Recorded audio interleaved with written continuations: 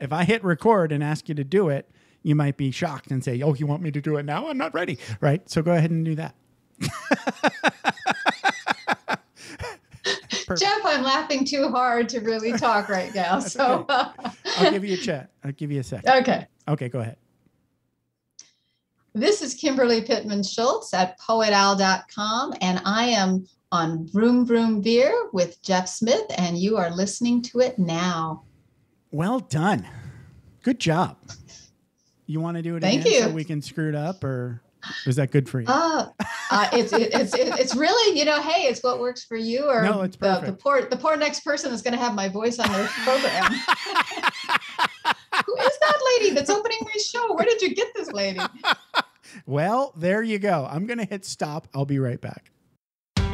Are you ready to thoughtfully steer away from your revved up, frenzied, and far too often scripted life? Then welcome to Vroom Vroom Veer with Jeff Smith, where he guides you down the road differently traveled by sharing unique experiences with guests who have managed to shift away from a life stuck on cruise control and veered their way into a more authentic and fulfilling one in all sorts of interesting and kind of remarkable ways. Get ready to Vroom Vroom Veer with your differently traveled road chauffeur, Jeff Smith.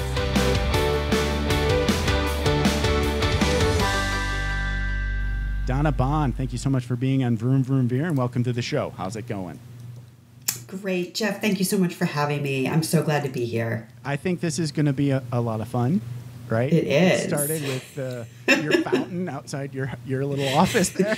I know. Well, and it was trash day on Thursday, but there was a holiday this week, right? Oh, so right. Okay. You never know what might happen outside the window today. I got to just warn everybody. Yes, life's like a box of chocolates. You don't know what you're going to get. Okay, so you are Donna Bond. You're at donnabond.com. Donnabond.com. That's on. I like it. And then phonetically perfect. Phonetically perfect. Yes. Yeah, I married into Bond, right?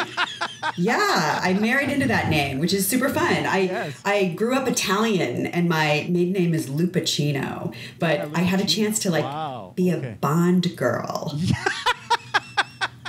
How awesome is that? Pretty cool. Yeah, good for you. Okay, so you're at donnabond.com. You're also the author of Original Wisdom, Harness the Power of the Authentic You. So talk a little bit about what you're most excited about in your business and your coaching practice today. Well, I just launched a masterclass called Empower the Authentic You, and I'm most excited about all the people who have stepped forward to carve out time in their busy lives to show up for themselves. That's awesome. And we have 15 highly engaged people who have come together, like complete strangers, right? Have come together for this really cool journey of transformation. And it's all And I love it. I love being the guide. Yeah. It's all online. You're Zooming all that? Yes. Yep. Yes. I'm Zooming it. You're Zooming it. Someday it'll be awesome when we can all get together and not be scared again. But yes, I mean, Zoom is cool too. So, right? Where would we be in the pandemic without Zoom? So, yay. Good Zoom. And that sounds like fun. So good for you. So this is Vroom Vroom Veer. So that means we have to go back in time and talk about Little Donna. Little Donna with the Italian last name. So where did you grow up, Little Donna? I grew up in Connecticut. Okay. Both of my parents were children of immigrants from Italy. Everybody came over on the boat, all my grandparents. Holy cow. And we grew up. Second, third generation American. Yeah, third generation. Gotcha. And it was all about hard work and sacrifice. I'm the oldest of 3 girls. Right. We all sort of put our nose to the grindstone and put our head down, put our high heels on the corporate ladder, and started climbing. Yeah. Good for you, though. That's cool. Yeah, it was cool. My dad died when I was 22. Oh, that's kind of young to lose a dad. Yeah, it was pretty young. He was only 44. Wow. Which makes the whole thing really interesting, right? When we start talking about midlife. Right. Because he was in his midlife. Right. Yeah. So his big veer was terminal veer. Ouch. Not good. Yeah, terminal cancer, actually. Really? Yeah, lung cancer. Talk a little bit about what going through that at 22 was like. Were you in college or? Yeah, I was a freshman in college. Right. And it was really fast, Jeff. That's all I know is Lung it was cancer. fast. It was just fast. It was. Like he's okay, and then he's not, right? Yeah, and we didn't know if he was going to be okay, but we found out that he was sick. I can remember my parents like sitting us down, and we took this family picture that was like felt like such a significant moment in time because it was like everything changed after this picture got taken. So we had this picture taken with our father, and then 5 minutes later, my parents were telling us what was going on. And, it was very dramatic, and we'd never, of course, dealt with anything like that before in our lives. And That's rough. Yeah. My dad was like, we're going to fight this, and I'm going to be dancing at all of your weddings. Right. And 3 months later, boop, 3 months later, wow, he passed away. Wow. Yeah. It was pretty intense. That's hardcore. That is rough. But, as life would have it, because life is so beautiful the way it unfolds, right? We can always look behind us and see how all the pieces fit together. Right. It was my doorway into spirituality and metaphysics. Really? It was like the first, introduction to my awareness of, gosh, there's more than what's right here. And I had a couple of like really significant and cool encounters with my father after he died. Oh, wow. That were interesting, pretty important and significant. Yes. Okay. Wow. Let me ask you this. Were you able to be there when he died? Did that happen? Or I was. You were in the room. Okay. I was in the room. Wow. It's so interesting that you're asking me about this because, I remember it's a huge sitting deal. at his bedside. It's a huge deal to witness a death and attend a death. Yeah, we turned off the life support, which makes it even more precarious, right? Yes. Oh. And I remember sitting over his body and like watching to see if I could see his Something soul. happened. Right. Okay. Yeah, leaving his body. Okay. Yeah. Yeah. And I didn't see anything. The eyes of my body didn't see anything. Right. I get it. Sure. Yeah. Were you there like in the moment when he passed over? Were you there? You were there, and so you were watching, and then one moment he was there, and then the next moment he was gone. He was in a coma. Oh, he was in a coma. So basically, the going was just the beeping stopped, sort of thing. Yeah. Yeah, that's rough. Yeah, my last conscious interaction with him was the night before. We were sitting at the kitchen table, and my grandmother made a chocolate cream pie. Okay. And so I always remember that my father's last meal was like chocolate cream pie, which I think is kind of fun. Yeah, that's awesome. I mean, you can't do much better than that. Chocolate cream pie. You can't do much better than that. I would rather have wings, beers, and French fries, but hey, I'll take the chocolate cream pie. Okay, but so I had another guest on, and so she was able to be there, attend, and when in the moment of his death, he sat up bolt straight, and she looked him in the eyes and sort of like saw this surprise, and then noticed that he was seeing the other side. I'm going to put that in air quotes for people. Whatever the hell that means, because words fail a little bit.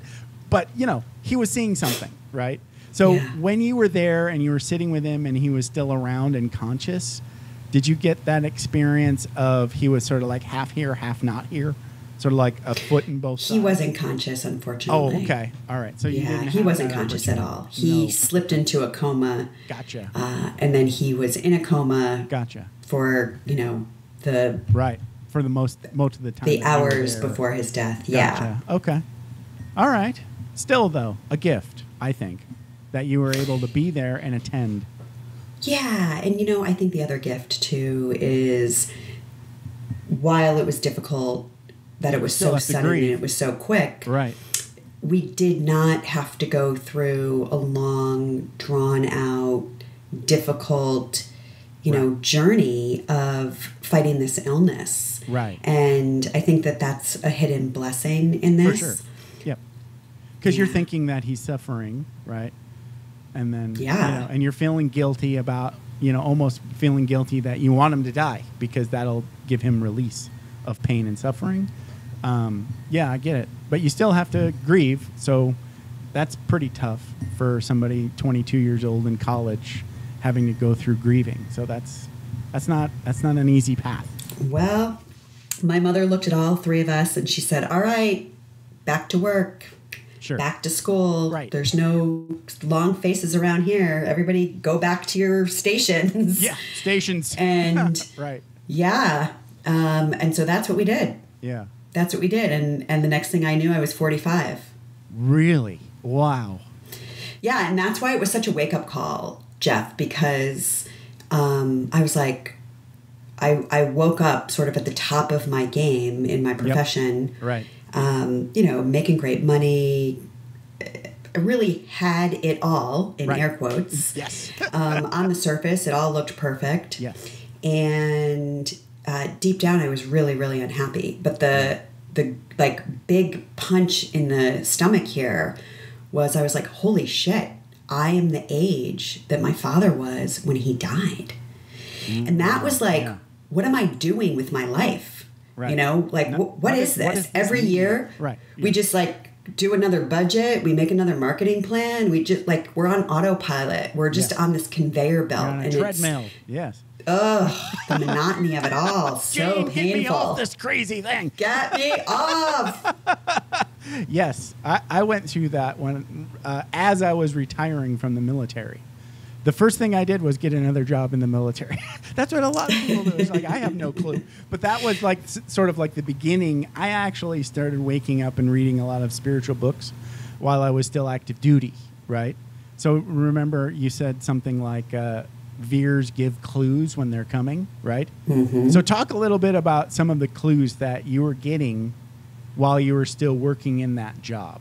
Walk us up there. So obviously, in the big moment of the veer, you're like, what the hell am I doing, right?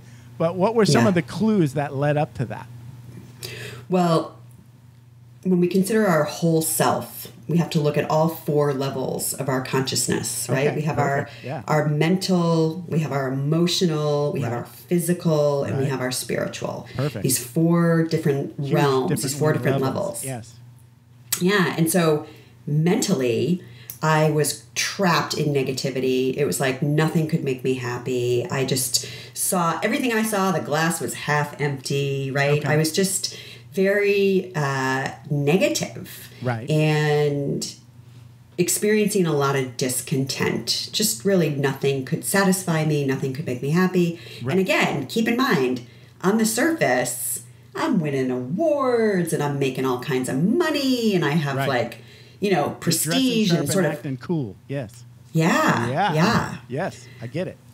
Emotionally, I was depressed, I think. Right. I was feeling very deeply unfulfilled. And it's interesting, and I just want to make a comment about that word because I didn't know that at the time. I could not have pointed to that then. I knew something was missing. I knew that there was this hole that I was trying to fill, and I didn't know how to fill it, but I didn't understand that it was fulfillment. That was a really big piece of what I was searching for that eluded me at the time, right? Okay. So that was mental.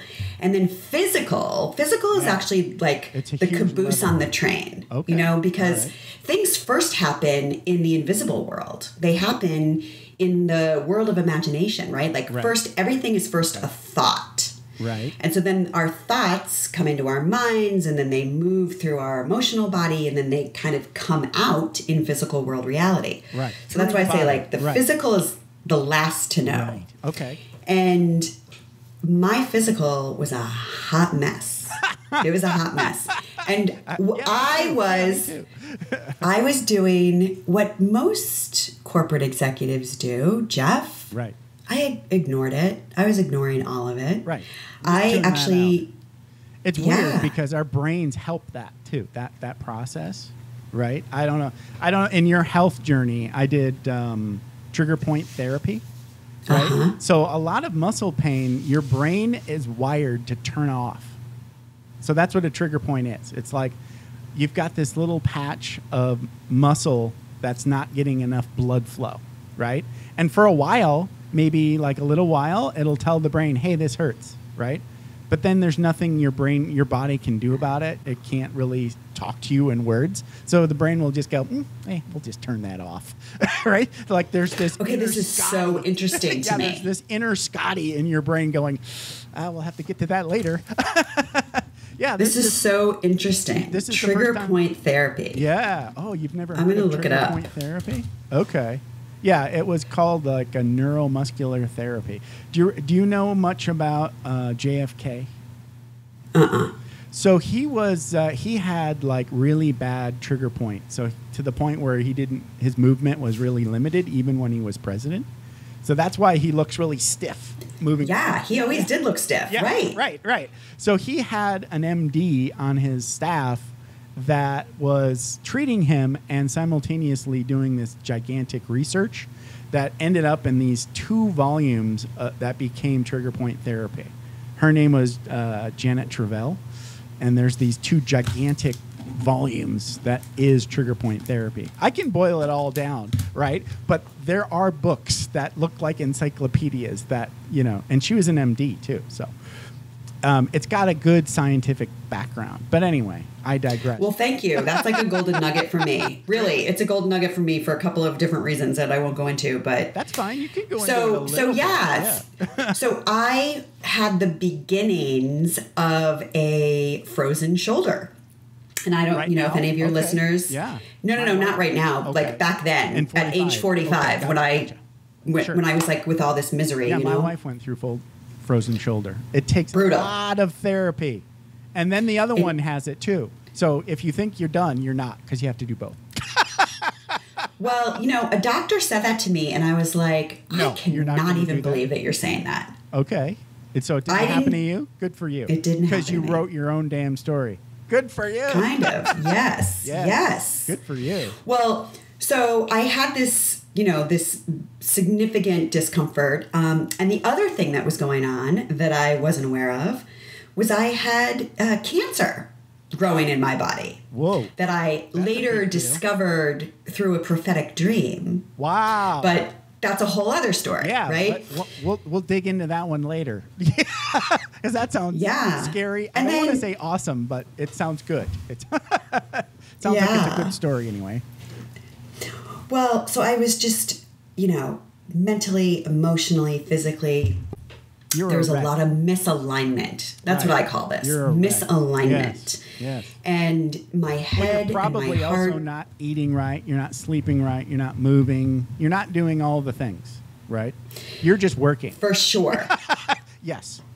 I think I was exact. So like for me, my health journey was like when I was in my late 30s, early 40s.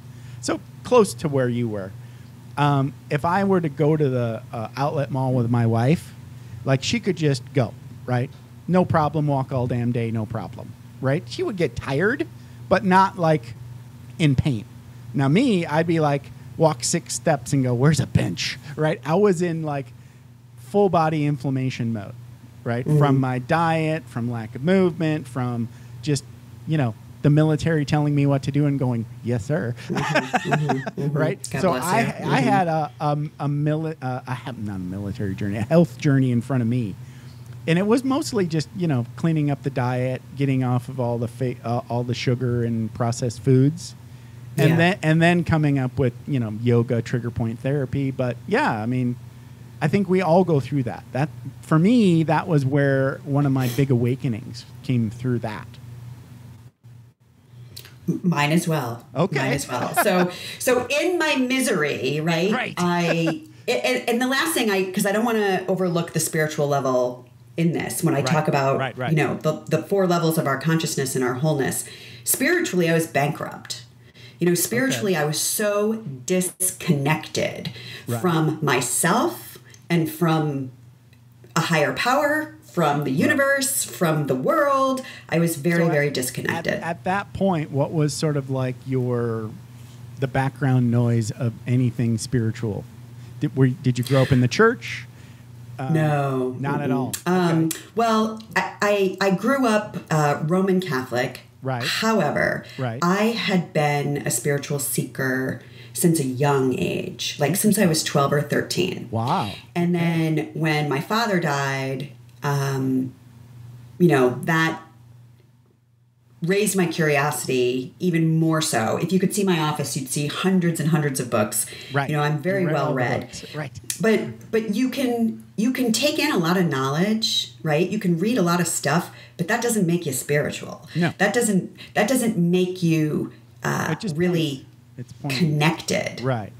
And so even though mentally I could tell you about a lot of stuff, there wasn't really any substance to it that was fully integrated into who I was, how I lived, how I show up in the world. Yeah. So on the advice of a psychic, because I went to this psychic and I was bawling to her. I'm like, I'm miserable. I need to find my purpose. Right. And she said, Donna, they're spelling it out for me. Spiritual psychology. And I said, what in the hell is spiritual psychology?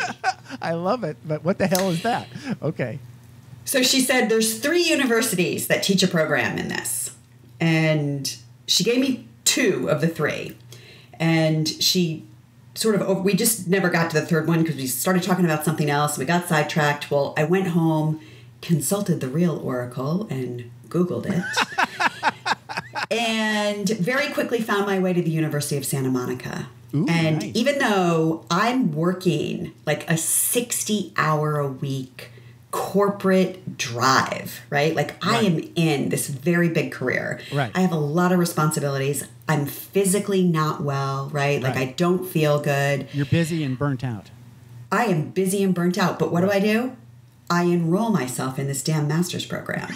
And I don't know why. Honest to God, there was no logical reason why I would have done this. But I was reaching. I was just like, I've got to fill this void somehow. You're grasping at straws, so to speak. Yes. Yeah, I kind of was at the time. And so I enrolled in this program. And, to answer the question, so spiritual psychology is a technology. And it's like a modality, if you want to think about it that way. And it teaches us that every single thing that's happening in our life, the good, the bad, the ugly, and I'm from Connecticut, so I like to say the super wicked ugly. Like, it's all for you. It's all for us, right? Yes. You have this on your website about, there's a blessing in every silver lining. Those aren't your exact words, but something to that effect. Right.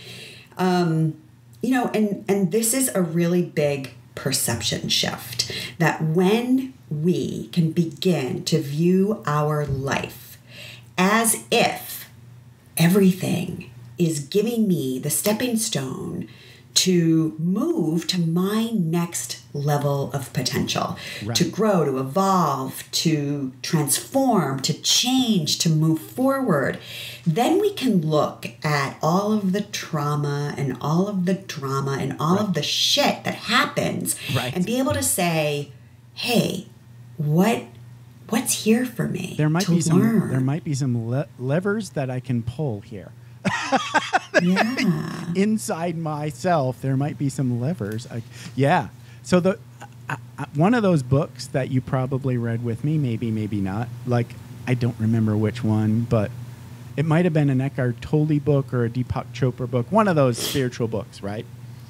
They were trying to get me to believe that I was 100% responsible for my human experience, soup to nuts, birth to death, right? Yes. So I got to the point where I was like, okay, I'm going to act as if that's true and test it. So then something bad happens to me and I go, why did I do that to me? It's just a brand new, awesome question. Why did I do that to me?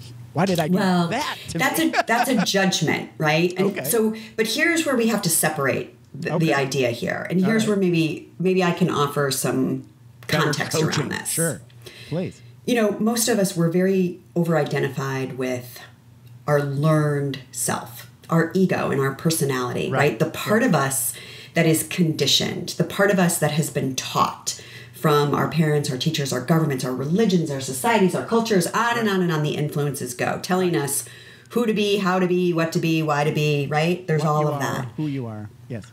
But there's this whole other part of our being, which is our higher self. It's our soul, if you want to think about it that way. It's what I call our original wisdom. Okay. And this part of us is, if you think about it in an energetic way, this part of us is the energy of what we can only understand as love. I like right? that. Yes. What we can only understand as love. Like, that's just the best way that we can get our heads around it from our human perspective. This is where words fail sometimes. Yes. Yes, I hear you. Yes. I totally hear you. Right. But I Hard want to describe in words. Right. Yeah. Mm-hmm. And when you just sit with yourself quietly and you just connect with your breath and you let your mind stop with all of the chaos and the monkey activity, and you know how underneath all of the noise and the chaos and the activity and the doing and the striving and the pushing and the forcing and all the shit, right? All the shit. Underneath all of that, there's like this calm. There's just this really gentle peacefulness. And this exists in everyone, right? It's not just in some people. It is in everyone. Well, that peacefulness is like the doorway or the gateway to be able to access this higher part of yourself. And everyone has this higher part of themselves, this higher wisdom-filled part of themselves. So because it's an energy, right? It's something that's in the invisible world. It's intangible. We can't touch it. We can't see it. Right. But it has a frequency to it. Right? Like if you think about musical notes, music, you can't see music, right? We hear music through one of our five senses. Every musical note has a vibrational frequency to it. Right. Well, this energy that is our higher self has a frequency to it. And that frequency is kind of like data in a way to think about it. It's like information, internet data, let's say. It's your connection. So sure. There's information totally in this energetic field. There's information, there's data in this, on this frequency, right? And so that data, this energy, it's actually an intelligence. Oh, yeah. And so whatever that book was that you read. Whatever that book was. That was saying, we have to take responsibility for everything that's happening to us in our human experience. Where I think we have to make the separation is that it's our higher self, our soul, that sets forward our Earth School curriculum. Right. The learning journey that we're each going to go on in life. And because we have free choice, we get to choose in our human response how we're going to relate to whatever it is that's happening in our life. Right? Right. How are we going to deal with it? How are we going to deal with it? How are we going to relate to it? Right. And that's really where the learning takes place. And where the learning happens. And it's like, we can't control everything that's outside of us. And this is where people fall into traps because we are driven by this misunderstanding that we have to control everything in our outer experience so that we get to feel good inside. Right. Well, we kind of have it backwards. If we begin to pay attention to the reactivity and the responses that we're having inside. Yes. And bring our love and attention to that, then maybe we can begin to relate to ourselves in a different way. Right. In a more compassionate way, in a more loving way. You said it there. Yeah. Because like when you're in that reactive mode, so like when I said responsible, I think that again here word fails. Word right. fail. I hear you. So like it sounds judgy. I get that. Yeah. But I want to say like this is how I delineate responsible. You can be responsible 100%. I can anyway, and not be to blame. So like I can be responsible. My higher self, I agree. Some part of me that is, more connected now to like whatever that original wisdom is, be it a universal field of conscious love or whatever it is, the big void, the big Om. And not necessarily, so blame is one of those words that is intrinsically means, well, you're responsible and you need to be punished, right? So we don't need that. That's why I use like, okay, I did this to me. Some piece of me, my higher self, is trying to talk to me. It's trying to communicate, right, through these events in my life.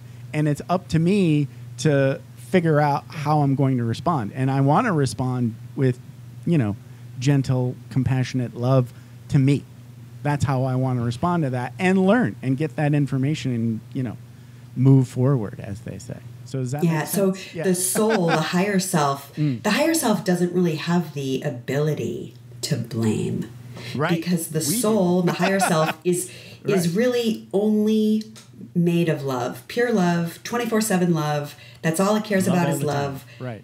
And all of the derivatives of that. So you've got like joy and aliveness and, all that yummy juju that we're always out looking for. And anger. Yeah. Fear and anger. No, not. Yes. Yeah. Well, that's what I think. But, that's just maybe where we disagree. Yeah, no. So say more about that, because so if we're angry, then that we're in our ego. So what's the opposite of fear? Love. There you go. Right. So that if love is all, it must include fear. Right? So it's just another... It depends on what level you're on. That's true. Yes. It depends on what level you're on, because at some level fear, there is no fear, right? But fear and love do not exist on the same plane, on the same level, to use your words. Right. There's different levels. Right. At some level, there's no fear, right? Because love is all there is, right? But if love is all there is, and we are all there is, and there is fear, then, in so facto, love must include fear at some level. That's all. Again, words fail. Whenever I'm fearful, right? Whenever I'm fearful, I want to check to see if that's actually fear or irrational fear. So if there's a lion coming at me, right, and it's going, you look yummy. That's fear that I need, right? I need to leave or shoot it or, get myself. That's an actual fear. Now, if I have this irrational sort of like fear that isn't a lion coming at me, but I'm just laying in bed and suddenly afraid for no good reason, it's a piece of information from love that is expressing in my body as fear now that I need to work on. That's all So to me, that's how it all plays out. Does that make sense? You're making that I totally hear what you're saying. Okay. I hear what you're saying. Yeah. I see it a little bit differently. That please. This is how we understand things, right? Really. Like I like to think of it as there's two different aspects. Okay. And the aspect from the soul's perspective, there is no judgment. There is no, we get trapped in the world of right and wrong. Right. In our ego mind, right? Everything's right or wrong, good or bad, black or white, up or down. And so that's the world that the ego lives in. Right. So I think, when you're talking about love and fear, we might be referring to it in that polarity of ego land. Sure. But there's a different love, Jeff. It's a bigger love. The agape love. Yeah. Have you ever heard of the agape love? That's the unconditional love. Right. Yeah. And when I sit, that's where I'm trying to go. I've got this little reminder for me when I do meditation that the truth is still true. That's sort of like my release into that agape love, back into the unified field of consciousness that we are. That is love. So that's how, like, regardless of what happens in the movie or the Matrix, you always, at the end of the day, can go back to home. Yep. Yeah. So let's talk a little bit about, do you meditate? Is that part of your practice? So talk a little bit about what your meditation practice looks like. Yeah, well, so I enrolled myself in the spiritual psychology program. I'm a year into the program, and now my frozen shoulder is like just brutal. Like, it's really frozen, and I am in so much pain. And at this point, you're not working on it at all, or you're just... Well, I was working on it. Okay. I hadn't taken full responsibility of it. Aha! Right. And, you know, it was such a gorgeous metaphor for where I was in my life, because I was frozen, right? Like, I knew I was unhappy, but I wasn't doing anything about it. I wasn't really taking steps to move myself forward. Right. So you're not taking the information from that clue. Right. Yeah. Right. So I ended up going in for surgery. Ooh. And in conjunction with that, I started meditating because it was the only way that I could get out of pain. It was the only way I could get out of pain. Wow. Was to sit still and to be quiet and to not think and to not move. And I went to the Chopra Center, actually, in Carlsbad, nice. California, there. when it existed. It doesn't exist there any longer, which is a bummer. Oh, no. Yeah, but I took this program called Rest and Restore, and I learned all about meditation and, you know, got given a mantra and I don't know, you know, from that day, I fell into it, and I don't miss it. I don't miss it. You know, now that I'm 53, got to move these bones. So I get up in the morning and I do some movement and some yoga. Right. And then I'll usually sit in meditation for about 25 minutes. Nice. And nothing happens in my day until that happens. Good for you. And it's like really, air or oxygen for you. So you need it is like air or oxygen. Yes. Yeah. And I ended up having a prophetic dream. Neat. So I quit my job. Okay. I did not become a coach. There was still like nothing in my consciousness or not one belief system in my body that thought I could be a coach, wanted to be a coach. I mean, the first time I heard out of my mouth that I wanted to be a spiritual teacher, I was like, wait, what? Like, because my corporate persona was like, wait, what is happening right now? Yeah. So, you know, there's been a lot of evolution in this one. Donna Bond. There's been a lot of evolution. Gotcha. But so I quit my job, which was, you know, big divine intervention, hung out a shingle as a marketing consultant, and for about a year and a half. And it's funny, you know, you quit the military and then they were your first job. Yes. I quit the Ritz-Carlton and then they were my first consulting client. See? Right. Baby steps. Baby steps. Baby steps. Baby Yes, steps. totally. You know. Totally. So I'm doing this marketing gig, and I had a dream that I was looking at myself in a mirror, and I had this giant fish hook all the way through my left breast, like bloody and messy. Wow. And I was fixated on the barb, like at the end of this fish hook. And I'm looking at this thing, and I'm looking at myself in a mirror in my dream, and I say out loud in my dream, how are you going to get out of this? And I woke up. Wow. And as soon as I woke up, I remembered that a couple of months before, I felt this tiny little, like it felt like a piece of sand, like a little pebble that was on my breast. Okay. And my first thought was, oh, is that still there? And guess what? It was. It was. Yeah. And so that day, I made an appointment. Yeah. Yes. I made an appointment, which led to another and another and another. And 5 days before my 47th birthday, I was being given a triple negative positive breast cancer diagnosis, which was even more sobering, right? That my father died of cancer, and now here I am at the crossroad. Like, I'm at the fork, you know? Right. And I really believe, had I not had the awakening that I had I not enrolled myself in this master's program, had I not stepped down from my job, you know, I could be dead by now. Who knows? Right. All I know is I would not have discovered this cancer in the way that I did. And the other, like, really miraculous part of the story is the treatment that I ended up having. I had a lumpectomy, and then I had something called intraoperative radiation therapy. Okay. And that is something that takes place instead of 7 weeks of whole breast radiation. Which That's got to be better. Yeah. Well, it takes place during the surgery. It's like 20 minutes, and they radiate the area for 20 minutes. And More direct, but you have to qualify. more focused. Okay. Yeah, like your tumor needs to be a certain size and type and this and that. But she says to me, the doctor says to me, the device that we use to administer the IORT is shaped like a fish hook.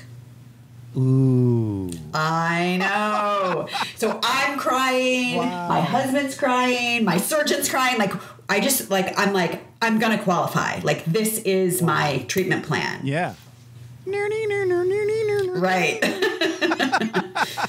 That's amazing. Wow. Yeah, it was pretty amazing. And it worked. And so I dealt with the breast cancer in a very, very different way than I dealt with the frozen shoulder, right? When I had the frozen shoulder, I was pissed. I was like, listen, I don't have time for this. Right. This is interrupting my life. I don't have time to, like, go see all these doctors and do all this physical therapy. Like, I don't have time for this. Yep. And that was really how I was treating myself. Right. You know, that's how I was, like, being really relentless and unforgiving and mean to myself. Right. Which was sort of... And you were probably, like, blaming doctors, like, why can't they figure this shit out? Right? Yeah. This isn't my job. Why can't they just fix me? Exactly. I got shit to do. Exactly. Those are all my words. Those are all my words. So I went through something very similar but less life-threatening. I had, like, the skin condition for, like, 12 years, okay? And it did not go away. And I went to... So something about, like... I'm going to dish a little bit on... what are they? Dermatologists in Southern California. They're more they're focused on other things, not necessarily rashes. Just gonna say. But when I got to Vegas, I finally decided to go see another dermatologist, thinking this is not going to go anywhere. I've seen a million of them, and they don't know what's going on, right? And I was not there in the office 5 minutes, and he says, "Oh, I know what that is. Here's your sheet. Get out of here." And I'm like, and then I'm fixed.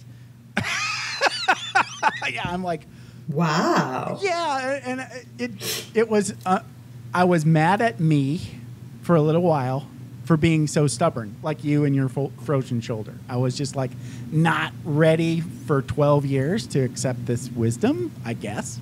I still haven't figured it all out. I'm just glad. So can I ask you a question? Gone. Yes, please.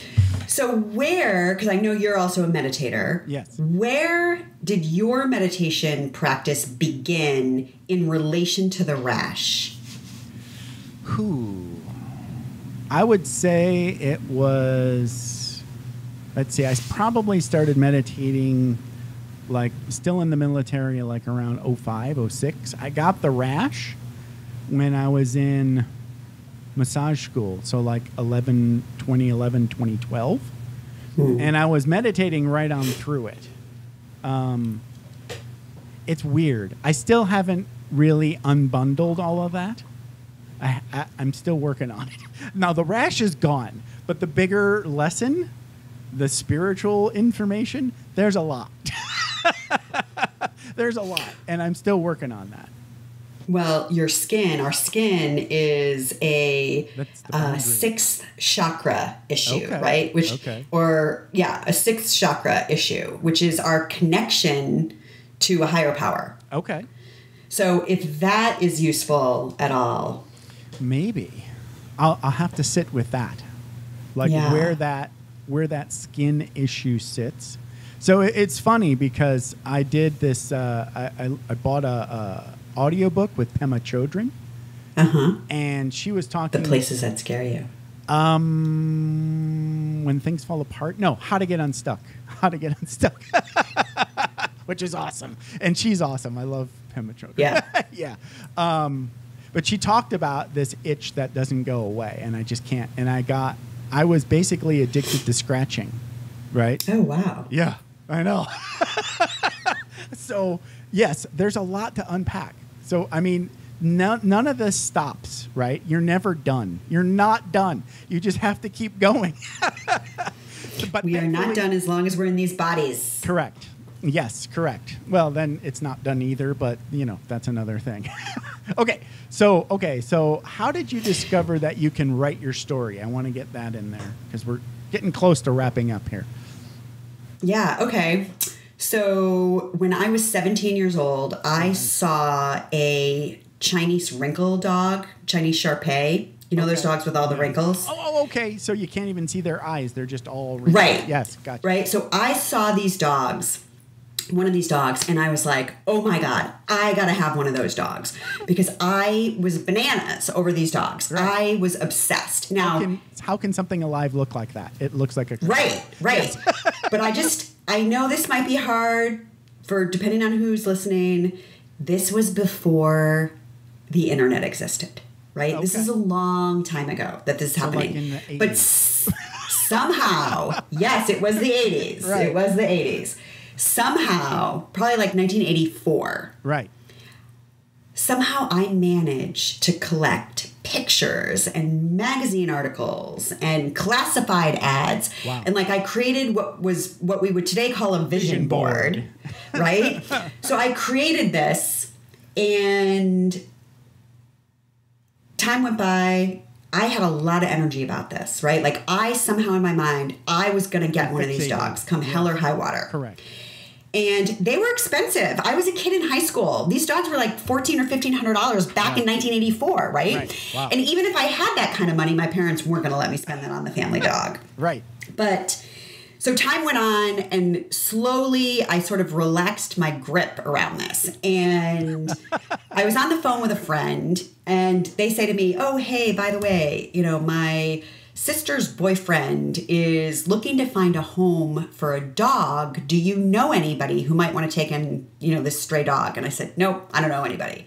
Didn't ask any other questions.